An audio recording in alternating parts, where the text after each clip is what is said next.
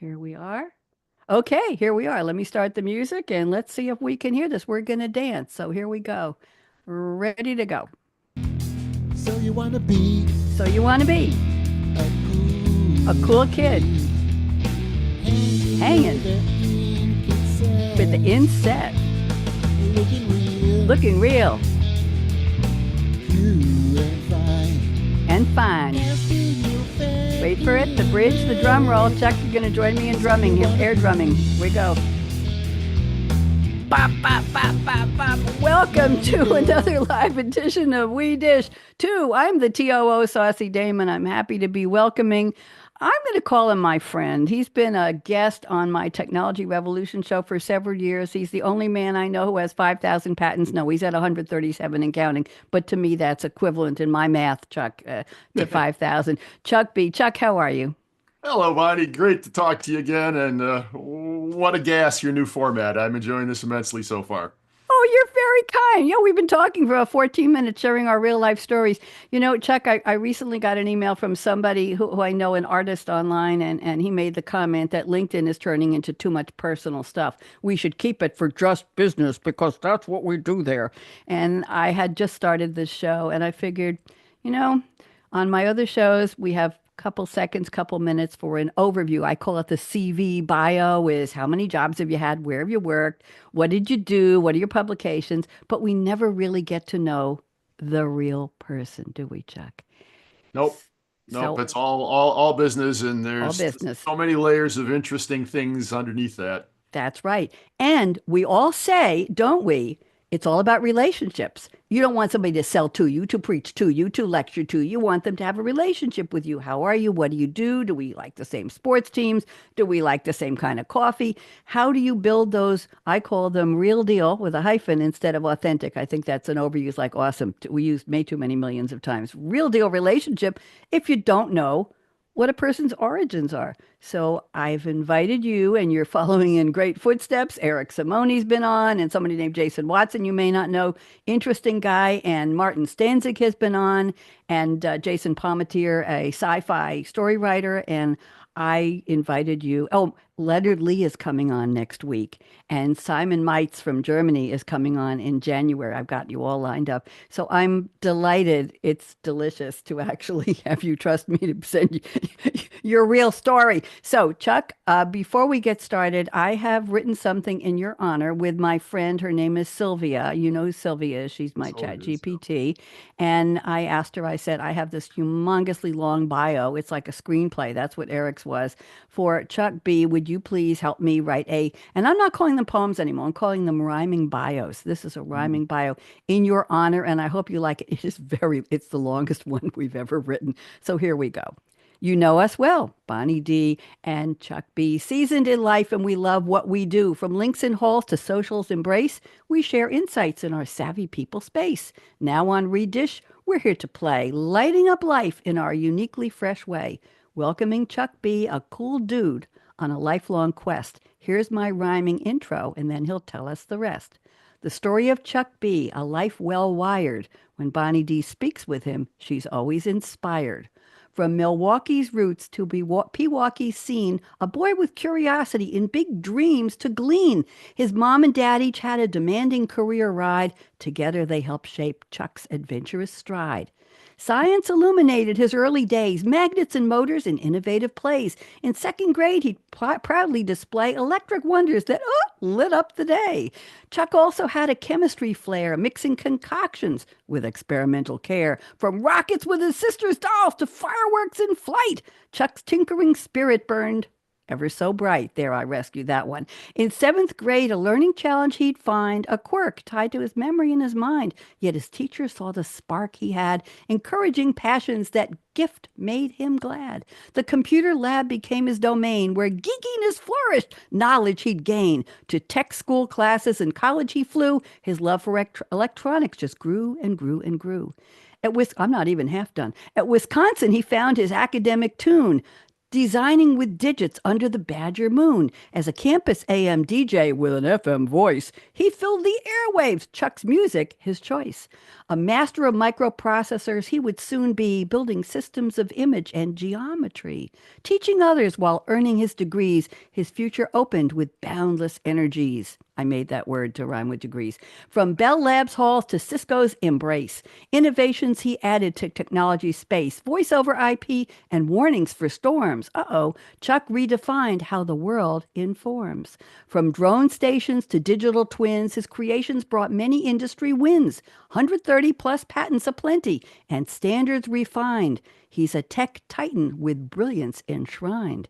Yet Chuck is no stranger to life's simple joys, tinkering with tools or crafting new toys. His workshop's a haven, a basement retreat for carving, designing, and holiday feats. All 50 states and 40 lands he's explored on paths and railways where nature is stored. Cooking, snowshoeing, and biking for fun, Chuck's zest for life cannot be outdone. Now he shares wisdom from decades of tech, a cool dude whose talents command great respect. So let's welcome Chuck B., a true pioneer with stories and smarts he's sure to endear. So we're here on We Dish, chatting on life's score, culture, music, food, and oh, so much more. Join us live right here, right now, day or night. We'll be sleeping at night, but you can find us on demand. Enjoy our dishing with shared delight. Meet us for real in our live streaming glow. Comments are welcome. Just play nice. You know who you are, you know. We dish too, Saucy Dame, TOO, and Cool Dude too, Bonnie D and Chuck B, dishing on life's fun, pour vous, for you in French. Chuck, what'd you think of the poem? Wow, it was absolutely amazing. Thank you so much for doing that. You need to send me the full text, and I'll tell you what I'll do is, maybe run it through one of my laser processors and carve it on a rock somewhere. It's Well, just it too would be a good. big rock. I'll tell you what I do. Somebody asked me that for a poem on technology revolution, and Yep. what I did was I took a clip of my intro because it's really how I read it with the sidebars and also. I'll send you. It's about a 2 minute clip, and I'll be glad to send that to you. Okay? Perfect. Thank you. My pleasure. Excellent. Just You're just spectacular. You know, there's 60 some years right there. Very nicely done. Well, Sylvia has a good touch for looking at long bios. And what's interesting is for my other shows, I ask for third person and 300 words. Here it's like, just send me bullets of everything you've ever done in your life. And you did. So I And thank the you. AI probably, understands how to extract the stuff from that pretty well, and you certainly understand how to look at it and write the prompts around it. So it's great. Thank you. Thank Really you. I cool. I went in and I matched it to I didn't like the way she talked about your mom and dad. I redid that. I Mhm. do the opening, the closing, and then I went in and changed some of the rhymes I wasn't happy with. So it's Sylvia plus Bonnie D. There you go. I'm so glad you liked it. Did we miss anything? Did we forget anything? Anything we left out? Do you want to tell Oh, us? I think that's got it pretty well covered. Very, very well covered. Nicely I'm done. I'm glad to make you smile. That's wonderful. Did you have one or two tinkering toys you want to show us before we get into our music and the other things we're going to talk about? Anything you want to share? Absolutely. Go ahead. Well, let's start with something festive for the holidays. Yeah. So this is a thing that I invented probably about 30 years ago, was the first version of these that I built. I'll show you the prototype because it's kind of small, and then I'll explain kind of how it works and what it's Okay. about. So this is the thing, and I'm going to turn it on and let it cook for a second. Hold on. We're waiting for it It's against the green screen, so it's Yeah, disappearing. it'll find its way here in just a second, Here we maybe. go. If Almost. Yeah, we'll have to wait for the okay. It's getting there. There it is. Bits Okay, and anyway, pieces. this is a snowflake that Yes. it's trying to find it against the background and it's having trouble, I guess. You It's want gonna to kill the background for a second and then come back? You could do that if you want. I'll let you. That's the right answer. Let's try that. So anyway, while I'm killing the background, let me explain what it is. It's 192 old style miniature Italian light bulbs that are basically arranged in a hexagonal double symmetry, just the way Hmm. snowflakes are. And then basically what I do is I go in there and let me see, background and effects, and I'm trying Go to to go back to blur. none. Okay. None. There, oh, Now there, that'll do better. All there we right. go. So now you can Okay. see how it goes, and and I'll just look at it for a while. So what there basically is I've taken the standard old old LED, if one light burns out, the rest stay on lights. And some of them, they used to have these little red bulbs you could put in to make the string blink.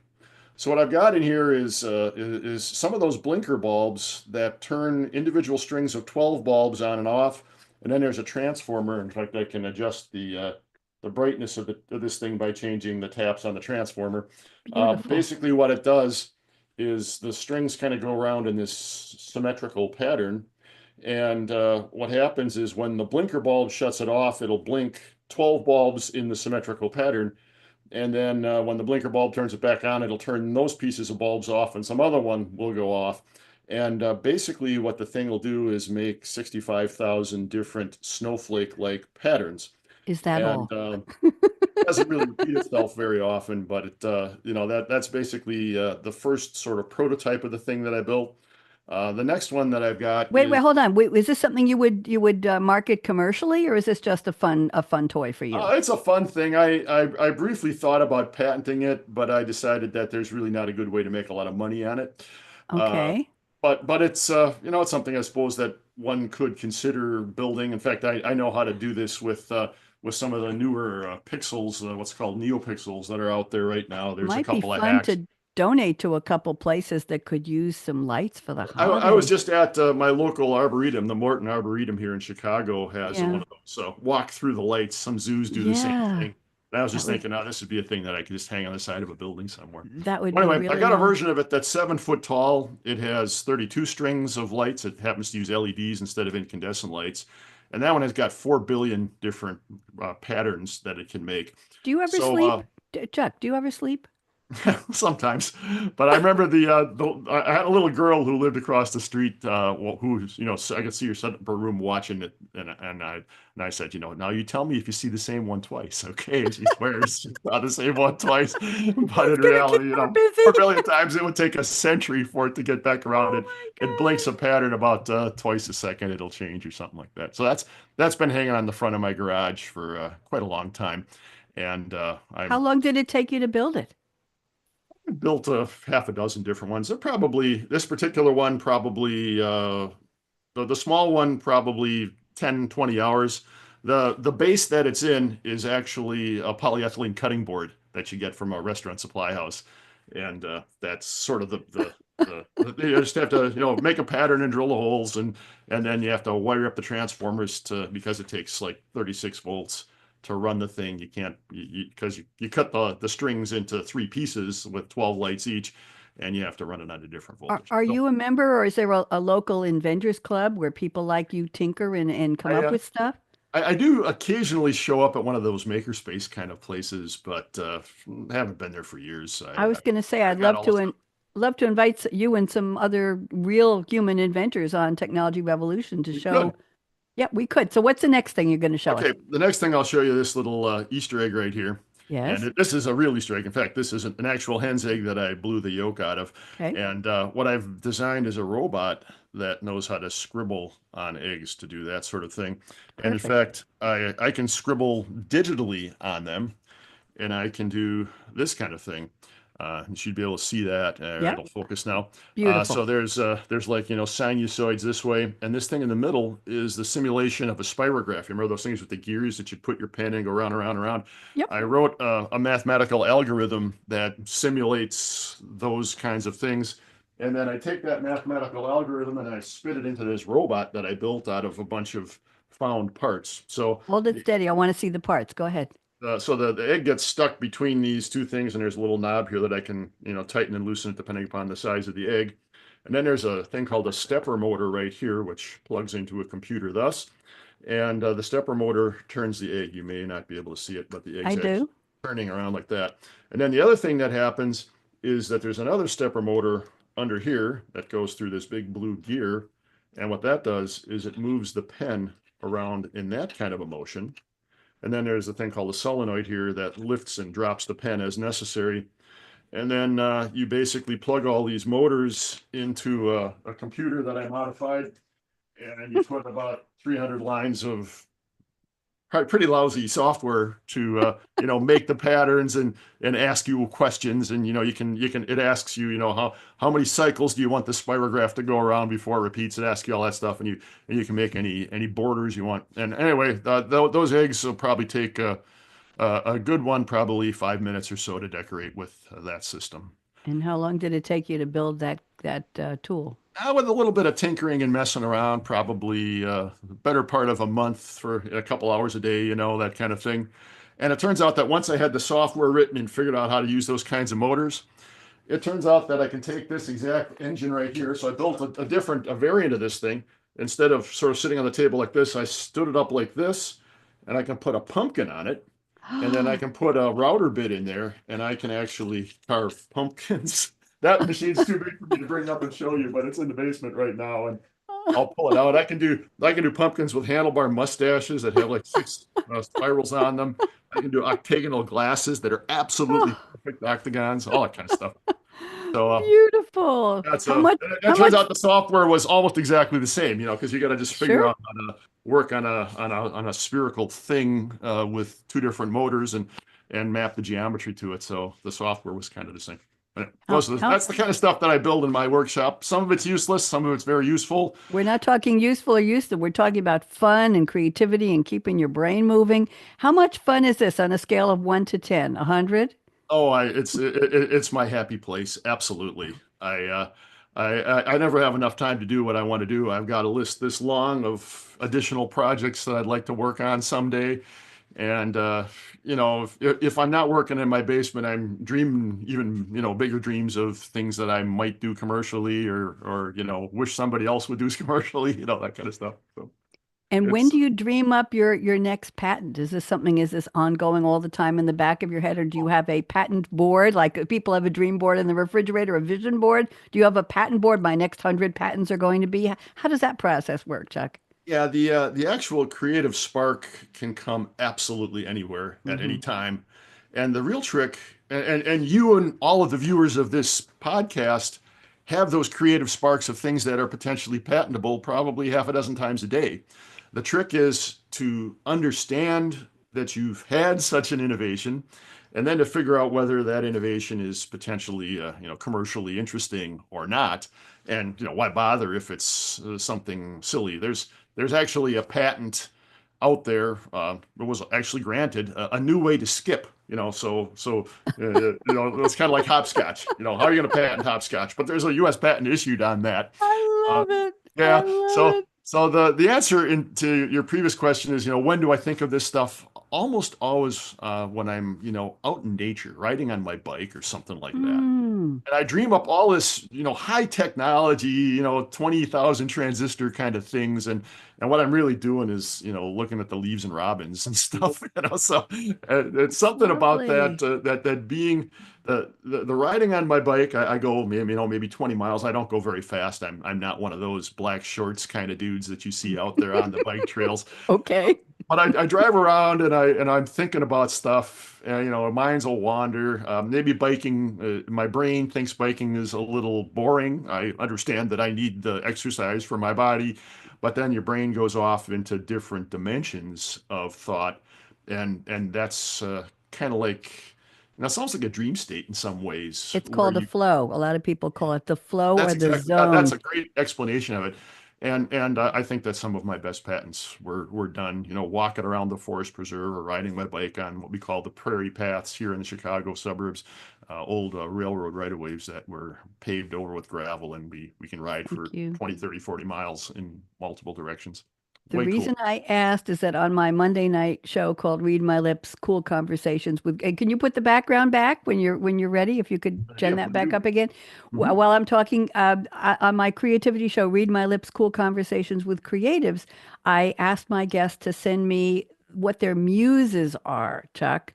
what their inspiration. Is it a season? Is it a place? Thank you. Is it indoors or outdoors? Is it morning or evening? Is it some people are inspired, they go to a cafe, a Starbucks, they use their laptop, they drink something and they hear conversations around them. They go home and write a book or they do a painting.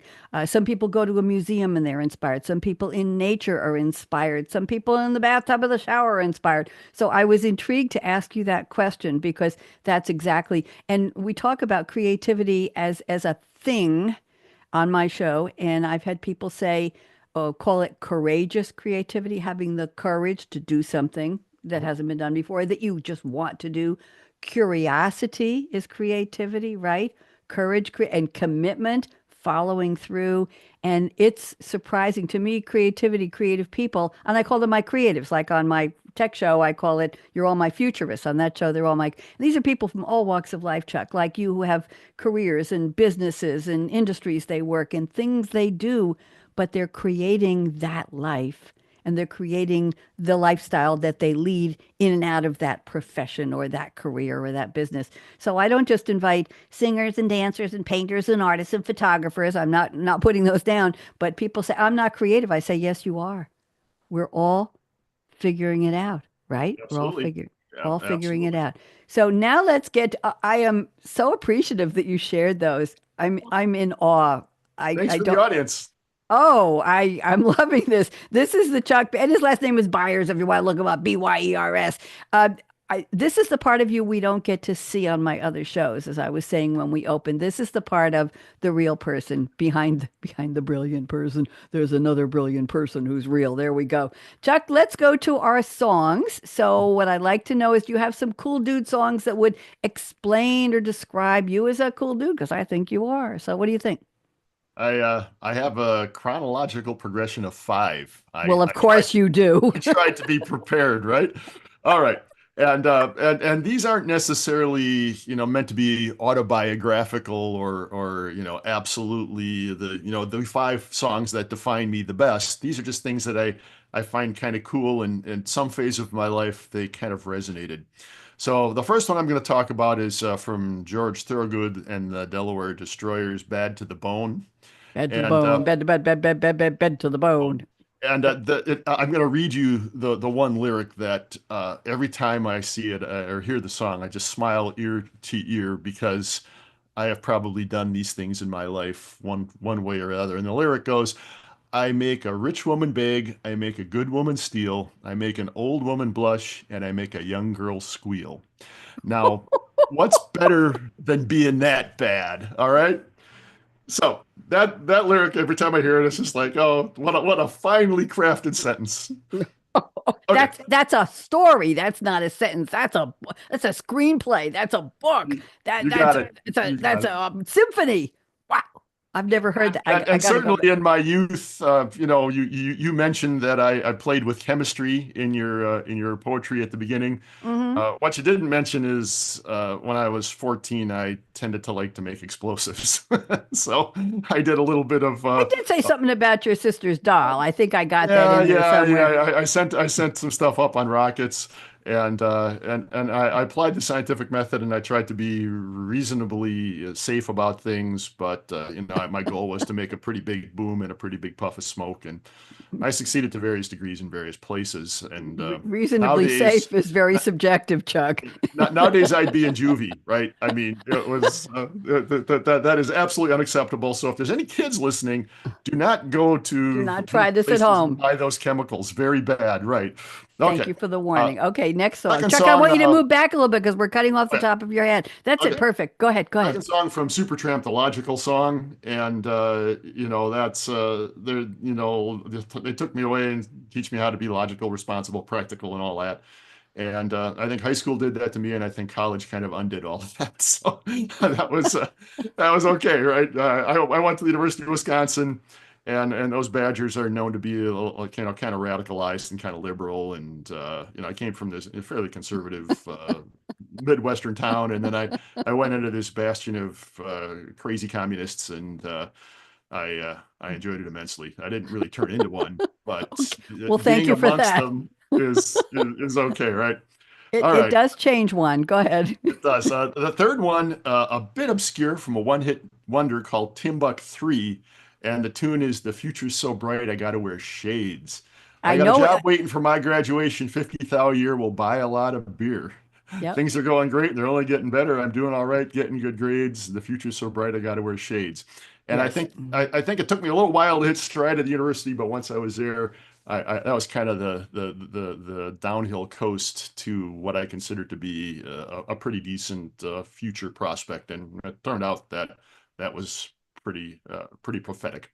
Do you All right, know the background to that song? I do not know all the background. I'm sure you'll Okay. tell us. Well, I have guests who have used that in past years on my Technology Revolution show, and they were actually predicting a nuclear war. The future's so bright, with Ah, things going off, we'll need to wear shades. It wasn't about, wow, we're going to have a great career. It was about the world. So that's the backstory. interesting. Yeah. So as I soon as didn't you get said, the I didn't get the second meaning. All I yeah, got was 50,000 euro buy a lot of beer.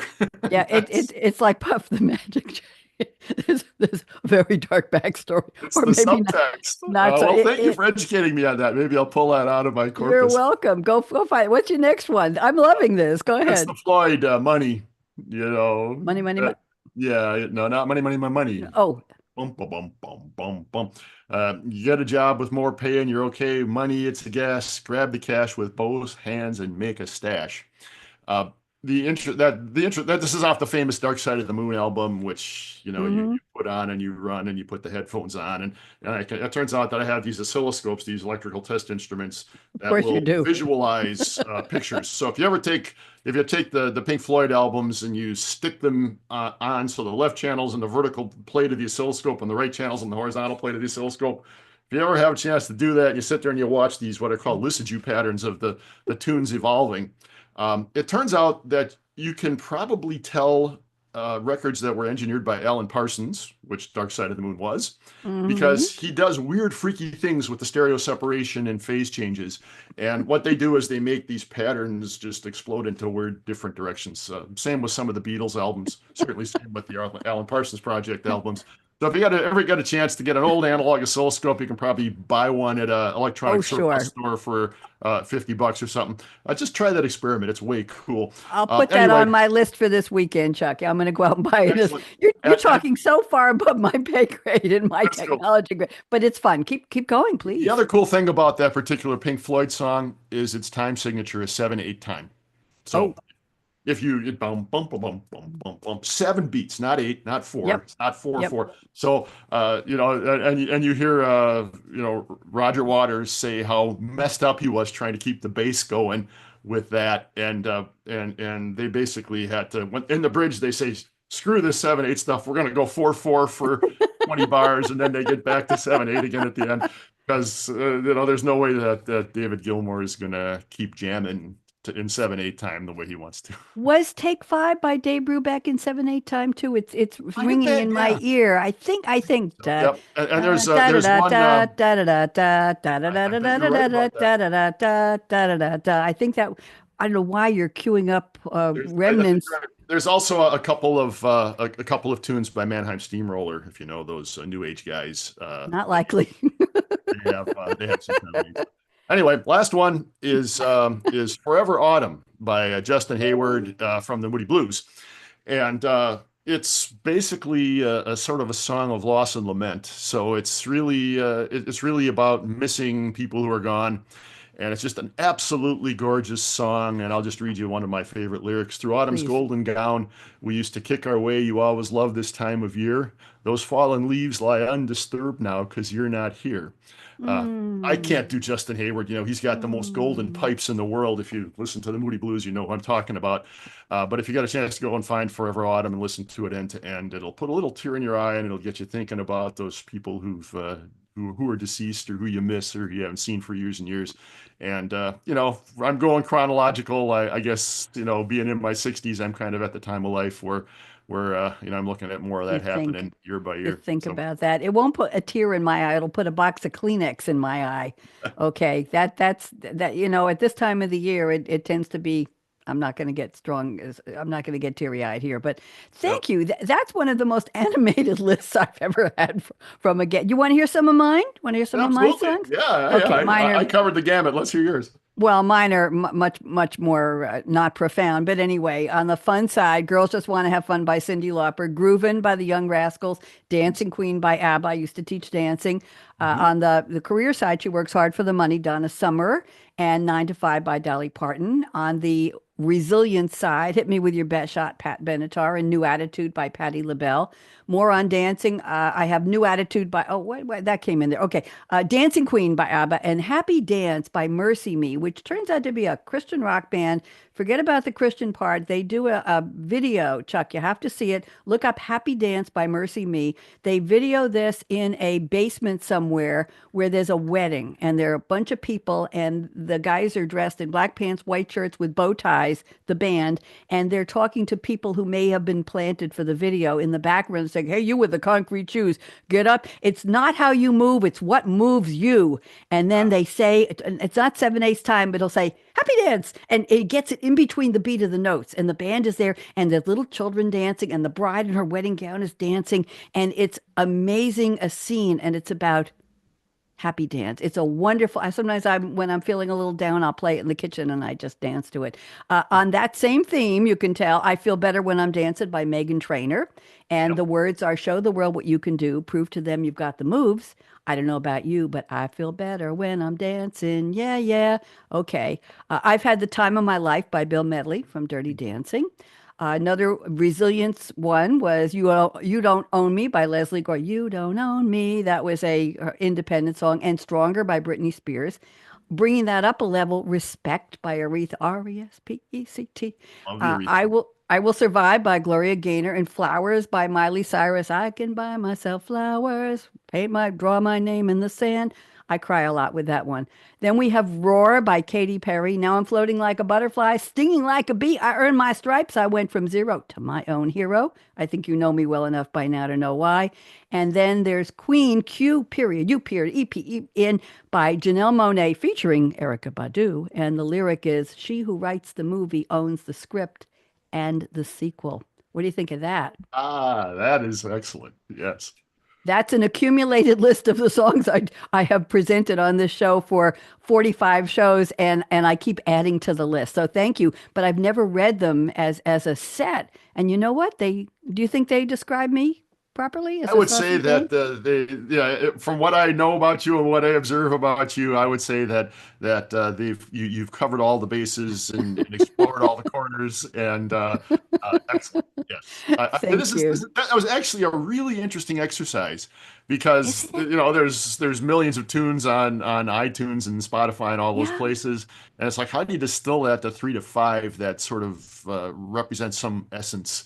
And you're I right. actually thought about it for quite a long time. I'm Partially when glad. I was Well, walking on my bikes and stuff. I was thinking about which one should I use, and then it's like, oh, that Timbuk 3 song. That's a good place to start. And then I'm very glad. I'm honored. Some guests don't think of it as an exercise in describing themselves. They do it more about I was growing up, what was I going through, or what was the world going through, and they don't really reflect on them being a saucy dame or a cool dude. So I get a little bit of a history lesson sometimes from them. But you took it to heart in a very interesting way, and I appreciate that. Thank you. I tried to. This isn't an interview. It's not a Q&A. It's a conversation. But I try to make it where we're sharing who we are and what we do and what we think about. And you're a blast. I hope your sister's dolls are safe. Now, I love when you said reasonably safe, and I tried to sneak in. That's very subjective, Chuck. I realize that I live in such a quiet neighborhood that if my alarm goes off in my house from the smoke or an intruder or something, nobody will hear it except me. It's just, I have a sign on the door with an emblem of it's Simply Safe is what I use. And they give you a logo thing you put in the front window or on the door. And I had to write on the top of it on a sticky note, check, this is real, because we have a group here called the Neighborhood Watch, and they wrote most thieves don't think that those signs are real. People just get the sign and they stick it in their window, and they don't have a security system. They don't have a camera. So I wrote, "This is real," and people come to the door, vendors, and they say, "Who put that there? This is real." I said, "Really? Oh goodness, I kill." got a neighbor down the street who has one of those Brinks or something stickers, protected by these guys. And then Hmm. right next to it, they've got a full size target shooting target, one of those human outlines with a real tight pattern on it. And that's sitting in the window right next to that sign. It's like, okay, I'm not going to mess with this house at I all. I need one of those then. I need one of those. Thank you. So let's move to I call this segment the OTT, off the top, fast and furious. So I'll pose a topic and you answer it, and then I'll give you my side, and let's see what we go through. And then we'll do the wacky headlines. I'm sure you have some doozies in there. So your Nice. creativity superpower. I think we know it, but I want you to say it. What you love about it, Chuck, and what you don't love about it so much. What's your superpower? Creativity. What is it? Yeah. This is, the first part of the elevator pitch if I'm asking somebody for a job. And that is, I think I'm really good at understanding customer needs very profoundly, understanding the possibilities of technology also very profoundly and with 5 or 10 or 20-year timescales, and then smashing those two things together in innovative ways to, build products that somebody will pay me to work on. I think that's my creative superpower is equal measures of understanding of customer need and technical possibility. Now, that gives me sometimes pause because I'm a little too far in front of my headlights. And I was once Meaning? told by one of those really experienced mentors of mine, he said, "You're like the goddess Cassandra, Chuck. Go look up what her deal is." And it turns out that Cassandra was cursed by the god Apollo to have absolutely infallible prophecy, but also cursed because nobody would ever believe her. Okay. So I've gotten in that situation many times. It's like I've told vice presidents and chief technical officers, this is what we ought to do. This is the way the world's moving. Absolutely right. Absolutely right. But nobody would believe me. Nobody would spend money on development programs. Maybe I wasn't pitching it hard enough. Mm. Maybe I was a little too far in front of the headlights. Maybe I caught him on a bad day, whatever it is. I invented the digital video recorder like 5 years before they were ever out on the market, and nobody would build it just because they didn't think that that was a thing that anybody cared about. And I got a dozen other things like that. So my superpower is kind of figuring out what we ought to do based on technology and customer needs, and the frustration associated with that is it's really hard in corporate America to get anybody to do anything about it. Thank you. Especially now, everything is going so fast, and there's Yeah, so much exactly. more, and there's so many things, so many stimuli taking our attention. My creativity superpower is talking to people and being nice, and and it's a good thing because I have people, wonderful people like you, and some of the men I mentioned, a lot of women who've come on this show, and my Technology Revolution show, which is four guests or five every week. I do about 50 shows a year on that one, 50 shows with three people on it with my Read My Lips, and this one is a one-on-one. I think you're my 45th episode, and I just started this about 2 months ago. So my superpower, I think, is talking to people and getting them comfortable and getting them to enjoy themselves and trust me. My downside to that superpower, Chuck, is that people see me as somebody they might want to do business with, and they come on and say, "Oh, let's do a publishing company. Oh, let's start a new podcast." And I fall for it every time. So when it comes to the point of we need a website, I buy domains. Sure, I'll buy the domain. I'll go to GoDaddy and I'll sign up for 3 years for this. And you know how many domains I own, where the person, after a while, they change their mind and they walk away. And I'm left with domains, business plans, artwork, you name it. And this has been my children say to me, stop letting people approach you with business plans. It's enough already because I have the detritus or the debris left over. But it's interesting where people will approach me, Chuck, and they'll say, "I have a business or I have a company or I have a startup. I'd like you to be part of it." And it's interesting. I once was approached by somebody who was going to be starting some kind of a website to award people in corporations who were stars. And I'll leave that one loosely. It was legitimate.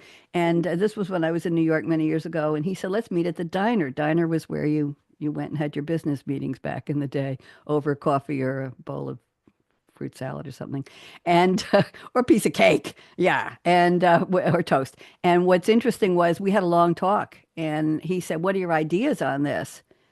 Well, he took all my ideas and he copyrighted them and made them the backbone of his company. And I Uh, found out later, and he wanted to give me sweat equity in the company and not a dime. And he took my stuff. And he kept sitting there and taking notes while we talked. And I learned the lesson. An NDA has to go both ways. I tell you, don't steal my. I've had that happen several times where I just mhm. say, you need a marketing plan. I went to work with some woman in Great Neck, and she said, I need ideas for a marketing plan. She took me to lunch, and she's writing a recording under the table, and she went and did the whole thing without me. And Mhm. so the friendliness and the willing to help and giving away too much stuff. So I think those days are over. So I'll be friendly when I think it's appropriate and a little less when I think the ride is going to happen. Let's leave that one alone. No sour grapes, just experiential, right? I Ex I have very similar experiences with people trying to pick my brain on every possible topic. And I used to give a lot of advice away for free, a lot of yep, opinions. yep. My son says, you know all this stuff about what companies are going to prosper. Why aren't you a multimillionaire in the stock market? It's like, well, okay, maybe I should be. But what I've discovered recently is these expert networks. So there's companies out here who recruit a stable of folks who know things about things. Mm-hmm. There's companies who will come in, generally Wall Street types or technology companies, medical companies that are looking for experts, but just for an hour or two. They're not going to hire somebody. They're not going to do a whole consultant arrangement or Mm-hmm. anything. They just want to find out about one particular market niche. And these networks will pay a couple $100 an hour potentially to have a 1 hour phone call with somebody to tell them about what you think. You don't have to prove anything. You Really? just don't say anything too proprietary. And those networks, it turns out that I can make maybe a third of the salary that I used to make at Cisco full time for 10 or 15 hours a week. And it's like, well, Really? yeah. And I'll just name a couple of networks. I don't necessarily endorse one or I the was going to other. say, send me a couple links. I'd love to know about them. There's one called GLG, Garrison Lehman something or other, GLG. Okay. Another one called Guidepoint, Okay. Coleman Research, Alpha Sites. These are some of the names of these companies. And there's a web portal. You just log into them, and it'll say, what do you know? Send me your short bio, not the 50 bullet Another points, but the way. short one. And it'll basically match you with these requests as they come in, and it'll offer, do you want to talk to this particular person? They're offering so many $100 an hour, and off you go. And I did 3 or 4 of them last week on the guts of AI and data centers and power systems and all the things that everybody's all running around crazy about right now. It's like they don't know how to get enough servers with enough electricity to run the AIs that they know they got to run. hmm And it turns out that I'm doing a lot of short-term consulting gigs in that very Nice. problem, and it's working out really well for me. I can do as many or as few as I want a week, and I can walk away from it anytime.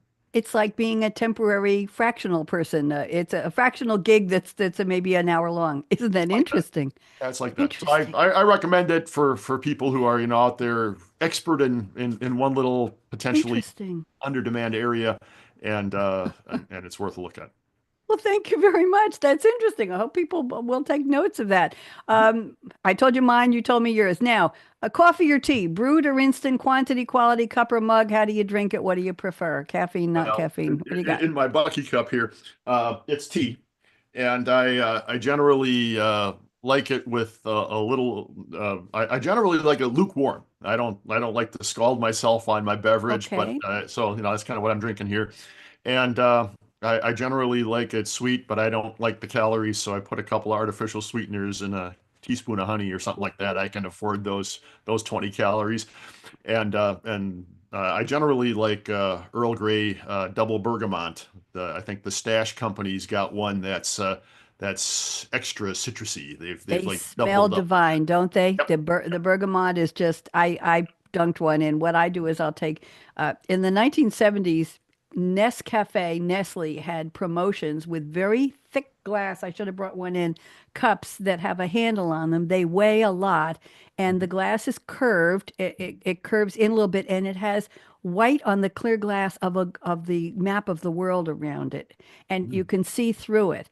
And I ran into one literally at a garage sale in Great Neck about 30 years ago, and I thought that's interesting. And I bought. They had two for sale, and it turned out to be the parents of the kid who was directing my TV show at the time on cable TV. It was his parents were having the garage sale, and I heard somebody talking about Ben, and I said, "Do you mean Ben so and so?" And she said, "Yeah, that's my son." I said, "Oh, he has such great promise in the TV world, and he actually does." And she said, "Oh, well, I'm a nurse. My husband's a doctor, and we really wanted him to go to med school or law school." And I said, "Well, don't squelch the creativity this kid has. He's a brilliant kid." Anyway, we had a little pep talk about me telling them to stop pressuring their son to do what he didn't want to. Anyway, I bought the mugs for a couple bucks, and I came home and looked at them. I said, these are really gorgeous. They're interesting. I went on eBay, Chuck, and I had to battle to get sets of four of them. Some of them say Nescafe, kind of engraved on the bottom. Some say Nestle, and these were giveaway promotions in the 70s and 80s. And I think I own about eight or nine of them, and they are absolutely wonderful. So what I'll do is I'll take usually peppermint tea. I can't do caffeine, but accidentally I lifted up an Earl Grey with bergamot in it the other day, and I'll put filtered water from the fridge in, and I'll heat it for about a minute in the microwave. And when it gets just about hot, I'll put the tea bag in and leave it. You don't squeeze a tea bag. You know that you get all the tannic acid comes out and it gets bitter. Just leave it in, and then I'll cook it for another 30 seconds or so. If it's too hot, one ice cube, and then I'll drink that. When that's done, not too hot with dessert or with dinner or whatever. When that's done, I'll fill up the cup again, leave the tea bag in and put it in the fridge. And I can keep it going for a couple days. So I never put sweetener in. I don't want lemon. I don't want sugar. I can't do artificial aspartame, leaves an aftertaste for 24 hours. It's bitter. So I just leave it in the fridge and I keep refreshing it for a couple of days until the scent and the flavor is gone. And then I'll Mhm. throw out the tea bag and start again. So that's what I do with the tea that keeps on giving. But I can't do coffee anywhere. At one point, I had a Mr. Coffee many years ago. I was on a diet. I drank, I think, 10 cups of decaf a day. And I had rice and graham crackers for lunch at my job in the city. And I lost so much weight, people asked me if I was dying. It really it went the other way. Men said, "What happened to the curves?" I said, "Mind your own business." That was before me too. Okay.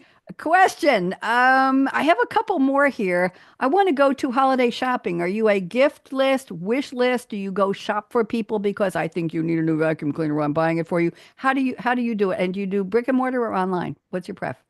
I'm typically brick or mortar. I'm not as organized as I ought to be, I suppose. I've still got some stuff on my list that I should go get. I also, in the past, not this year because I'm kind of busy, but I've built quite a bit of stuff for my folks and my relatives in my workshop, and that I find particularly fascinating and rewarding if I can actually do something handmade.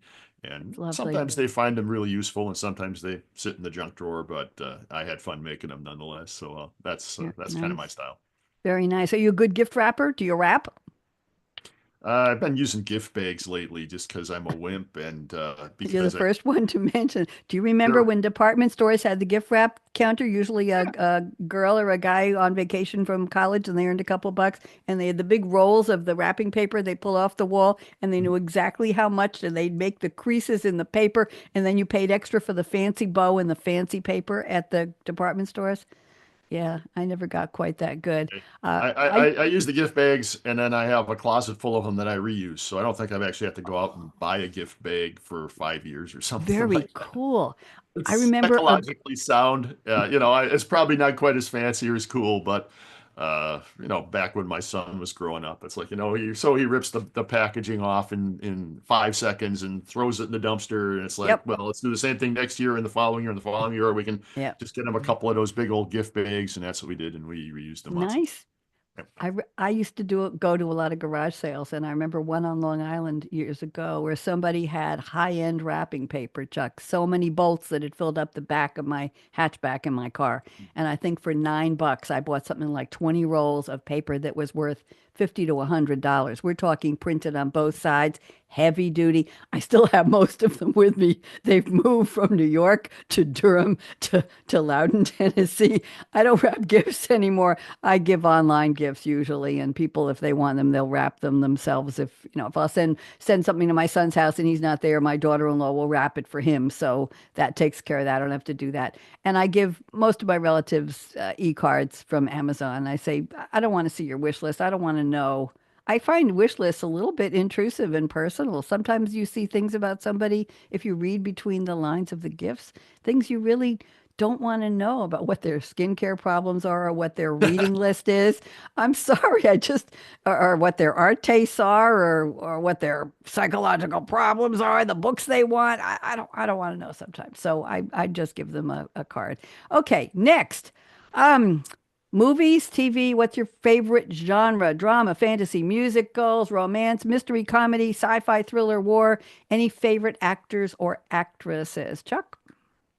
So for escapism, sci-fi, any fiction, I'm going to watch sci-fi. I'm a trekker. I can quote Mm-hmm. dialogue from the original series, and Ooh, I've seen them all. I like Star Wars.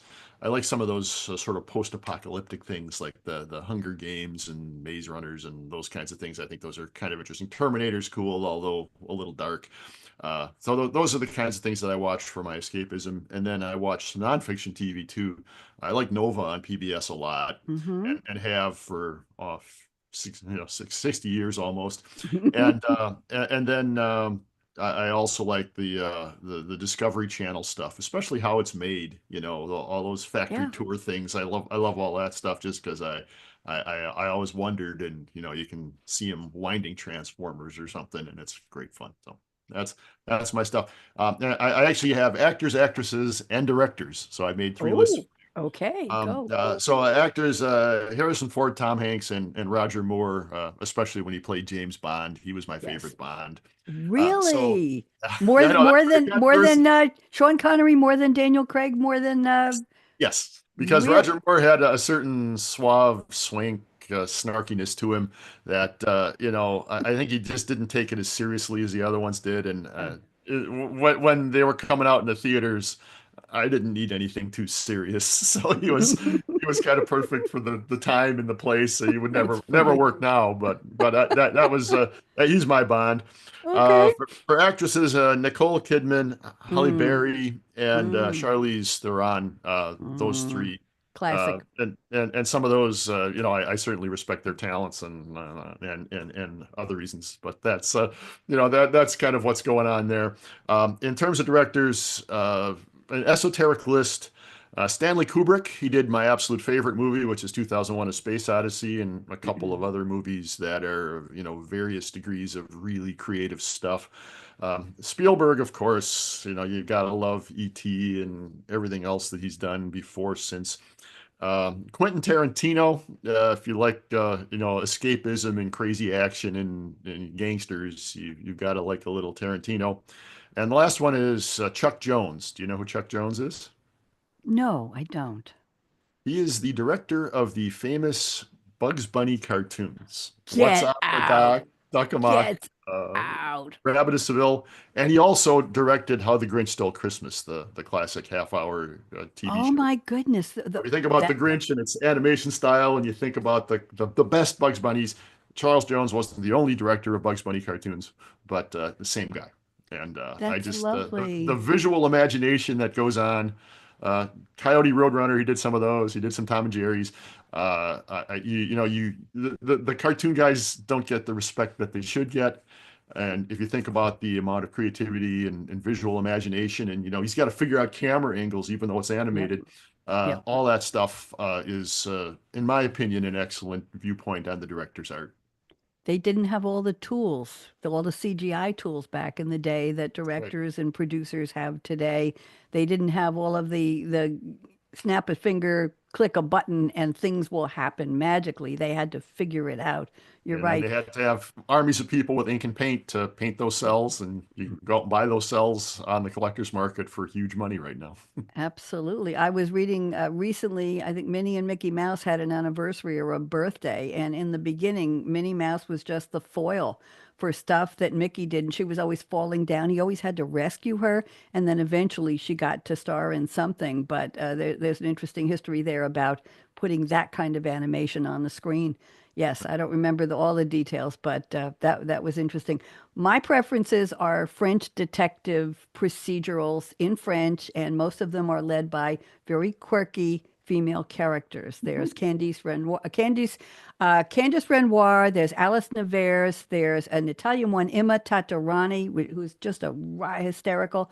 There's Master Crime, I think is her name. There's Art of the Crime, where a police detective is trying to solve art thefts in Paris, but he knows nothing about art. And so they hire an art expert, a French woman named Florence, and she has visions, Chuck, of the painters in their milieu.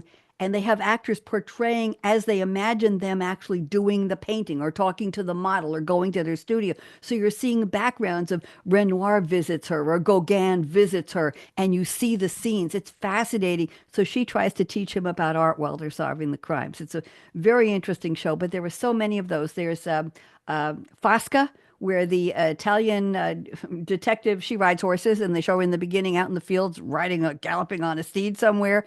These are interesting shows, and a tandem, and I have just binged on those, and most of them are in hiatus right now, which makes me very sad. But I did watch Keira Knightley's new show on Netflix, binged it last weekend, Black Doves. Mm. A lot of it is unbelievable, but if you like Keira Knightley, you will love the show. Get past the that's not possible, that couldn't possibly happen, and just enjoy the entertainment. And then the other one I started, I like spy. These are spies. The Diplomat with Kerry Russell, who does look like a washed out rag, but she explains that for the show. Allison Janney appears in the last episode of season Ah, 2, great. and she's the vice president. And I was recently shamed into admitting that I had never seen The West Wing, so I watched it in its entirety, 7 seasons, about a month and a half ago. That was like 4 shows a night until I conked out. You And must have been a little numb after that. oh my That's a God, that's a pretty thick show. I was taking screenshots of everything that applied to today. I was saying, what? What? This 20 years ago now? What? What? It was like in the news. No, no, it was amazing. But I had great respect for Allison Janney as an actress. I had never followed her, and now I think she's really something. So Mhm. was John Spencer, who passed away at 58 just before they finished season 7. But he was quite an actor, and all the people in there were just. It was a wonderful show. And the other one I just started is called The Agency with Michael Fassbender. There are 10 episodes of season 1. They only dropped 4. So I came to the end of episode 4 last night, and I'm saying, what happened? What'd she say? What'd he do? And it said, go to another show. We're done. And so I had to ask Alexa, and she said there are 6 more episodes, and I don't when they're dropping. The one I was disappointed in is Blue Bloods finally finished, and the last scene in Blue Bloods after 17 years or whatever it was just a nothing burger, the last episode. So Mm. I think Tom Selleck needs to retire his mustache and go breathe through another microphone. I'm sorry, I just thought it was right. So those are the directors. I don't know directors, but those are my shows. One thing I snuck in here that I didn't have in your list is New Year's resolutions, yay or nay. Do you believe in them? Do you do them? You like them? You hate them? You want them? Yes or no? I suppose I think about them internally, but I'm not sure I tell anybody about what I'm Oh, thinking. okay. So, it's on me whether I successfully keep them or not. I'm sure that I would be much more inclined to keep them if, my wife was helping me get to those places. But as it stands right now, I don't think that a particular date on the calendar necessarily, you don't have to wait for that to change yourself for the better, right? I mean, if I, you must have known on November 1st yeah. that something about your life could use a little tune-up. Why didn't you do it on November 2nd? Why wait until January 1st? That's kind of where my head is. I have the same attitude about bucket lists. People say before I kick that bucket, I want, and I say, what are you waiting for? What? Right. Why? What? Do it now. You want to travel, go somewhere, figure it out, pay for it, rent something, go do something. You want to be a painter, pick up a brush or a pencil, go do it. What are you waiting for? Well, my bucket list has 10 things. Well, do them now. You don't know when that bucket's going to kick over. Do it now. So I don't believe either. I'm trying to get back to writing my novel. And so to spark myself back into when I wrote the last line of dialogue for the main character, I put it away and I said, he's done, I'm done. And I forgot to put the two parts of the book together. So it's a novella and it's like 30,000 words in one part and there's 20,000 in the other, which is not a 300-page novel, but I didn't want anything that big. So I attended what they called a Resilient Writers Summit. I signed up for it last weekend, Chuck. I didn't have to attend. I could watch the replays, good for 24 hours after. They were very tricky. Free sign up gets you 24 hours to watch the replays, and some of them were pre-recorded, but they had a site called the Swag Bag, and all of the contributing writers, editors, publishers who presented, and there were 10 sessions a day, they all contributed something to the Swag Bag for free. So it could be a guidebook on how to write a romantic scene, or how to bring a character to life, or how to motivate yourself to write, or what's your writing personality. So I went every day and I collected the swag. So I've got 22 documents in a folder waiting for me to read them, but it did get me back to going into my book. So that was it. So Excellent. Well, I wish you great luck on that. And thank you. it's really about the getting back onto the trail, right? I mean, Yes. you've had a little camping trip, maybe years worth, and now it's time Yep. to hit the trail and get going. Absolutely. And I keep promising myself a date and I say to myself, don't do that anymore. Just get in the mood and go do it. And when it's done, it's done. And that's it. Chuck, it's time for a wacky story. I call these the say what? You have to do it the way you say what? Do you Say have what? any say what stories for me? The And do you first, want to show visuals? You want to share? Because the screen share is available. Nope. Okay, I I'll don't think. share mine. But you do one, then I'll do one. Okay, go ahead. Okay. The first one is about the drone weirdness in New Jersey. And I heard just hours ago that the FAA has closed the airspace over New Jersey because of all of the ensuing panic. And I think these people are just nuts. I think that well, let me say this. I'm a drone professional. I I know. understand what the technology can and can't do. I understand the dangers, I think, most of the dangers at least. And my belief is, they could be flying around there's like a Picatinny arsenal in New Jersey somewhere, and they could be doing some surveillance or some telemetry testing or some radio work or some other weird thing for them. And it's possible that the government wouldn't exactly own up to what they're up to, especially if they're, if they're not over any populated areas. But I think it's more likely that there's just, some commercial drone companies that are doing a few things. And then I think that there's observation problems. The people who are seeing these lights in the sky don't realize they think it's a drone 100 feet from them, and really it's a plane 10,000 feet from them Yep. with two pilots and 50 passengers. So it's very difficult, especially after twilight, to sort of figure out what exactly it is you're looking at. And I would expect that if it was country XYZ attacking us, I We would I know. guess I trust the government to get that under control. Okay. We probably would have known by now. They've been there a while, right? This Would is have not known by now. So not I breaking suspect news. that it started with something, fairly innocent, maybe slightly classified. If it were, a real dark project, it would be out in the deserts of Nevada in one of those Yep. unnamed places. So I suspect it's just, somebody chesting a camera or something.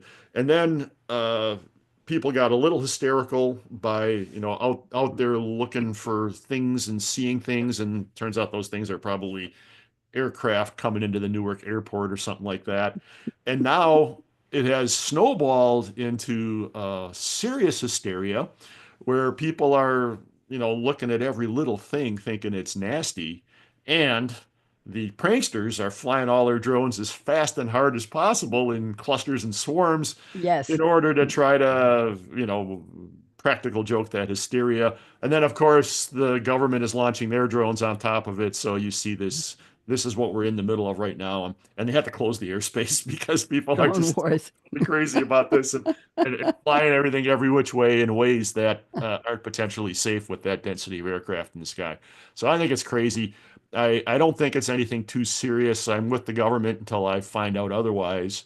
Uh, that's what it is. Now, I'm one caution to the viewers yeah. at home. Go ahead. If I were a government operative, or some kind of spook, or somebody involved with some kind of dark or black project, Mm. I would have made exactly the same speech. So you can't tell, right? I mean, I could be that guy, and you'd have no idea that I was that guy. You'd have no idea that the exact same speech that I gave you, whether it was something that you should be worried about or not, because the words were the same. So there was I essentially, I just wasted the last 3 minutes of your life, and I'm sorry That's about it. okay. I have three words to say, and I'm going to whisper them because people might be mad at me, but I'll say them quietly. It's New Jersey. That's all Nice. I'm going to say. Okay, I'm going to rescue myself. I'm going to do a screenshot and show you what I've got here. This is, I think, very interesting. Let me choose square one. Probably show you too much of my life here. Okay, here we go. So, this is a story of a man named Preston. What's his last name? I have to find him. Preston Cook. And he decided to find out. He found out that the American bald eagle is not the official bird of the United States. And apparently it was an oversight. He has been collecting eagle memorabilia. He has so many items, 40,000 items, Chuck. Talk about patents. He collects eagle items. He's in Wabasha, Minnesota. He had to rent two places for these are some of his, can you see these? These are Yeah. some of his pins and buttons. He started collecting playing cards, Lego sets, sculptures, ginger beer bottles. There's a pair of stilettos I'm going to show you, paintings, magazine covers. And they actually got a bill passed by the House that's going to the Senate to make the eagle the official, finally, the official bird. The National Eagle Center in Wabasha is a home for his collection. Here are the high heels emblazoned with, if you Wow. can figure that out. Yes, the collection, he needed a place for it, and he also turned it into a book. And he said, we've never had a national bird. Turns out that the bald eagle was placed on the Great Seal by Continental Congress Charles Thompson after Benjamin Franklin, John Adams, and Thomas Jefferson were tasked with what should they put on the seal. Not everybody was in favor. Get this. Ben Franklin said, the eagle is a bird of bad moral character. The turkey, by comparison, is a much more respectable bird, a true original native of America. Rumor has it that he was just joking and he was never going to make the turkey the national bird. So this Mr. Cook, Preston Cook, sent a bill to Congress with no funding. It wasn't to raise money, wasn't anything. And he sent it, said, just put it in the U.S. code between the national tree and the guidelines for the inaugural ceremonies. The bald eagle, and the name of the genus is Haliotis leucocephalus, is a national bird. A bipartisan group brought it to the floor and passed it unanimously after most of the House had gone home for the holidays.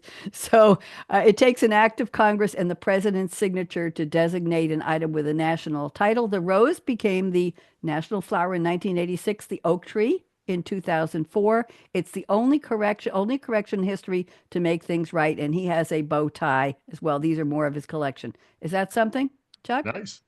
Yep, Very cool. absolutely very cool. So I'm going to stop sharing the screen and let's go to your second one, then I'll get my next one up. Okay, my second one, and this is the final one, but it's got two parts, is from Disney, and Mm-hmm. I'm a Disney aficionado, not necessarily the movies and the cartoons, but I really do like their theme parks a whole lot. Mm-hmm. And this is the headline is basically parents put their baby in a duffel bag. And it turns out what happened is they wanted to ride on Space Mountain at Disney World.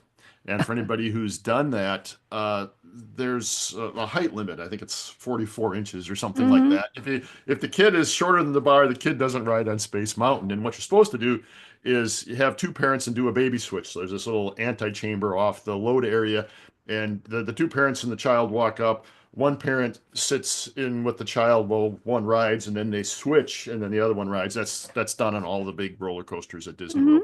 Mm-hmm. They wanted to ride together. They wanted to be together on Space Mountain. So they put their baby in a No, duffel bag, tried to stuff the duffel bag on the floor of the roller coaster in front of them and no, ride together. And fortunately, no. a Disney employee saw that this duffel bag was Was kicking. moving. It's like, what's in there? It's like, oh, okay. So they pulled him off and had to do the legitimate baby swap, I guess. But you can't imagine what kind of weirdness goes through somebody's head. And maybe it's just something about Disney that people get weird. Part two Yes. of Disney weirdness. And this is, by the way, from some fan sites that you can see. Tell me the 10 most bizarre things at Disney World. Um, it turns out that there is a repeated problem with people attempting to scatter the ashes of their cremated loved ones on the Oh, haunted mansion. Chuck. Oh, Chuck. Oh, Now, Chuck. Okay. now think about the haunted mansion for anybody who's ridden on the thing. The very last line of that ride, and I hope this isn't a spoiler, is we have 999 happy haunts, but there's room for 1,000. Any volunteers? So I think that these people are bringing their ashes to be the 1,000th happy haunt. Now, there's even more to this story that doesn't appear on the Disney website, and this is a piece that I just kind of thought up and invented. Uh, what Sure you did. happens? What happens when somebody dumps 5 cups of grandfather on the haunted mansion? Well, they hit the emergency stop button and they come in with their sweepers and their vacuum cleaners and they sweep it all up. And then what? And it turns out that Disney World is the second story of a structure. There's a thing called a utilidor underneath the Magic Kingdom. And I've been in the Utilidor. I took the behind the scenes tour of what Sure behind the you magic did. tour Of of course Disney. you did. And it turns out you can go down in there. There's all kinds of cool stuff, and the cast members are working around. You can see Mickey Mouse without his head on. That's the only place you can see it, right? Because they're not allowed to appear anything out of character up Hmm. in the fan areas. But they're running around doing all this stuff. And one of the things that you see is this sort of 2 foot diameter, sort of metallic pipe that runs the whole length of the utilidor, blocks and blocks and blocks, all the way down to the backside of the property. It's a vacuum cleaner. So what's going to happen to the remains that got swept up at the haunted mansion is the staff is going to take them and they're going to put them into one of these vacuum inlets that's right outside the backstage area of the haunted mansion. It's going to get sucked through that vacuum cleaner. It's going to end up in a dumpster along with the bones from the turkey legs and all of the spilled popcorn.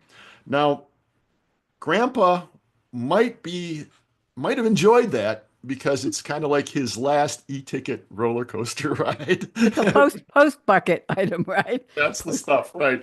So I just thought that whole thing was interesting and bizarre, and I'm never going to think about the haunted mansion the same way again because I'm going to walk through and I'm going to see, was there some dust over there? What could that be?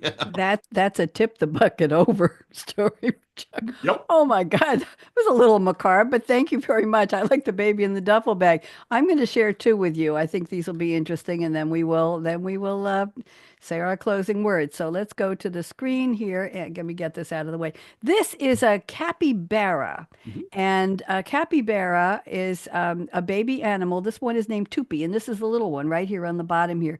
Was embraced on social media, born in the San Antonio Zoo, but somebody named a meme coin after it right away. It's like, leave this poor. Anyway, as the largest rodents in the world, most capybaras spend their day munching on grass and water plants in dense vegetation around bodies of water. At the zoo in Texas, one is the latest baby animal to capture the internet's attention. Tupi, Tupi, was born December 3rd and is the first of the species. Oh, here we go again with me with the Latin words. Hypocoreus hydrochaeris to be born at the facility in 25 years, and he's already famous. And here's the mantra they gave him: unbothered, moisturized, happy, in my lane, focused, and flourishing. Okay. So they say these births are not super rare. They're still rodents, somebody said, but we haven't had a capybaras at the zoo since 2018. So the zoo announced the birth on social media and got a bunch of internet love, but within an hour, Tupi and the zoo were not affiliated with the meme coin, but it's called Stoop $TUPI. It looks like Stoopy, but it's $TUPI, which comes across sounding like Stoopy, which is terrible. Named after the animal, and the zoo made a statement. It's not associated with or benefiting from cryptocurrency named after Tupi. Although Tupi spends most of his time around his mother, it would not be long before he will be swimming and exploring. And they gave him food, and all of a sudden he was diving into a bowl of food, so he's able to climb up. And they have other cute animals for this year. So that's it. Is that cute, that little one? What do you think? Not quite as cute as that pygmy hippo, but Pretty cute, I'd say. Pretty cute. The mother's pretty on the homely side, I would say. That's a very looking strange. And I don't know what the proportions are, how big they are. Now, the other one I want to share with you is way up here. And this is, let me see, I think I had it as number one and I passed it by. So just give me a second to scroll up here. Here we are. I get the Big Optimism newsletter by Bill Murphy Jr., which always has interesting articles and profiles. And this one is today, How Charles Dickens Came Up with a Christmas Carol. Charles Dickens, this was the first edition 181 years ago today, Chuck. Isn't that interesting? That's why he wrote about it. It was a complete departure from what Dickens had sold. He was a serialized novelist. Did you know that, Chuck? Oh yeah. He, yeah, and people gave him feedback, not on the internet. They must have written letters or sent by Pony Express or by Stagecoach, and he would update the stories based on what people told him. It was very interesting. So he said to himself, nobody's going to love this book. He was concerned that there were the haves and the have-nots, and who was going to have Christmas and who was going to have a bucket of coal and all that. So he said, it's going to basically ruin my reputation. He wrote it in 6 weeks, and he decided to self-publish. Mhm. We're talking about 1843. And the article says he decided to self-publish. He paid for everything. He had a publisher, Chapman and Hall, and they said, we're not so sure. And there were no great expectations. That's a pun on one of his other. The word spread quickly. Now we know, by TP or by Smoke Signal or by Pony Express or word of mouth. The social critique of what the world was facing at that time was written into the narrative that was entertaining and emotional. It sold out in weeks. It turned the holiday forever into a time of giving, reflection, and community. Many traditions we associate today with Christmas, like charitable giving and the Christmas spirit, took root in that. So they're just saying they needed a quote, and the quote that Bill Murphy picked from the book is, "It is a fair, even-handed, noble adjustment of things that while there is infection in disease and sorrow, there is nothing in the world so irresistibly contagious as laughter and good humor." Pretty cool, huh? Nice. Yep. Bill Murphy tends to, if you're interested, it's a Big Optimism newsletter and it's free. And they don't have 7 things to look at about the news, but he always has interesting stories. He profiles things that are off the beaten path that you wouldn't think of. So I wanted to share that. So any final comments? What are you doing for Christmas next week? May I ask? Any big plans? Well, I'm gonna go see my sister and my in-laws, and then we are off to New York City because my son is a big Nebraska football fan, and they are playing in the Pinstripe Bowl, which is at Yankee Stadium. If you can imagine a football game at Yankee Stadium. No. Yeah, so that's what we're going to, and spend a couple of days in New York. And if the weather is good, we may go to the ball drop on New Year's Eve. We'll see how that works out. I will look for you in the crowd when I'm staying awake till midnight. I go from channel to channel, whether it's Ryan Seacrest or the others, ABC, NBC, CBS, who is it? Anderson and yeah, Anderson Cooper and Andy will be doing theirs, and it's all different flavors. And most of the singing stars, I have no idea who they are, Chuck. It's way past. Like watching the Super Bowl halftime, it's like, do I really know who this person is? Or what? Once in a while, I do. Do not say anything. So I want to wish you happy, merry everything, Chuck. It has been a blast. We've been talking for almost an hour and 10 minutes, Oh, which is okay. the Goes fast, doesn't it? longest cool dude. And I'm so privileged and so grateful to you for sharing your life and your inventions and your interesting stories with us, with me, with my viewers. And I'm going to keep this series going. So Chuck, if you know any other cool dudes, of course they won't be as cool as you, Uh, introduce them some to of us out me. there for sure.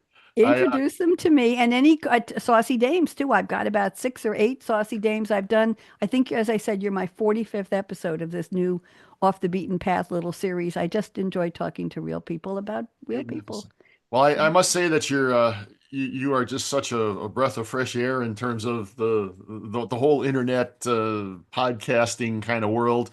You just get right to it. You understand the needs of who you're interviewing, and you really just find a way to draw the best out of people. And if even if we don't say it, the people sitting on the other side of the camera from you really do appreciate the way that you run these things and the fine end product that you produce is quite awesome. So thanks for inviting me, and I look forward to being on anytime you need me, I just don't give know me a what to holler. say. Let me just take in what you just said. Nobody's ever said that to me quite that way.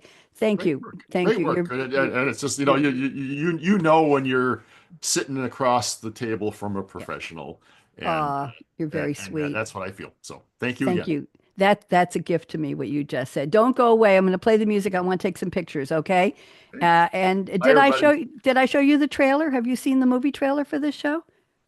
I don't think so. Do you want to see it? Sure, run it.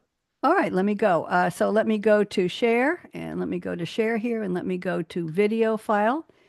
First advanced and video file and share, and then I've got to find it. And this show is Too Saucy version 3. Okay, I think you're going to like this. So I'm going to open it. I'm going to play it and watch this. Make sure I have all my audio on. Here we go. Okay. Whoa!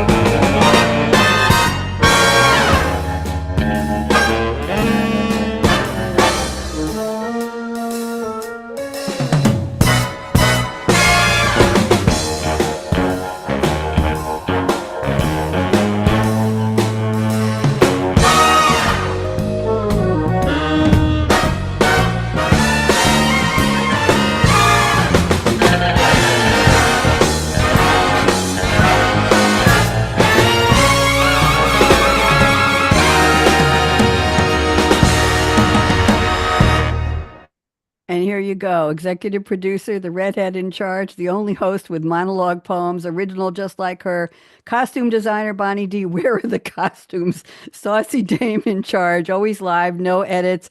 Bonnie D by design, featuring hundreds of saucy dames and cool dudes.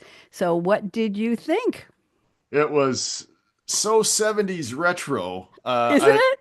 Yeah, I remember when they built one cinema at the shopping mall near my house, and then they split it right down the middle because they wanted two smaller screens. And this looks exactly like the coming attractions in that cinema. This was 1978, something like Pink that. Panther, Pink Panther, right? That's Oh, the yeah, style. So definitely the sort of Mancini kind of vibe to the soundtrack. Very I nice. did it in, thank you. I did it in iMovie. They have a set of templates, and I'm going to be offering this as a business for people who want to condense their life into a 59-second trailer on who they are to present to their families as gifts. What do you think? Cool It's beans? great idea. Yeah, yeah, that's very feasible. And Yeah. yeah, if you have the right input fodder and you have the right automation, it will be very easy to do I'm that. going to And turn the input into a Mad Lib style questionnaire. My funniest event was my favorite animal, my favorite color, the funniest thing I ever did. And they'll just fill in the blanks and then send me the photos, and I'll build the trailer. I don't want to give away all my business ideas here. Chuck, it's been lovely. Stick around. We're going to take pictures. Let me play all the right. outro here. And by the way, these are my lyrics to So You Want to Be, sung by Serge Hoffman, formerly at SAP, who is a musician. He's a composer. He works with orchestras. He works with opera singers. His music has been featured by Cirque du Soleil and in movies. And there you go. So here we go. Here, let's play this. Find you pass. A little bit of So You Want to Be, and then we'll wrap up this party. 1 hour and 12 minutes. You set a record, kid. Chatty, chatty. I've heard I that know. before. I know. Wait for the bridge. You for a while. Bop, bop, bop, bop. Bonnie D saying happy holidays to everybody. Oh, I think I'll be back next week with one more. Leonard Lee is joining me on Monday the 30th between Christmas and New Year's. So happy everybody. I'll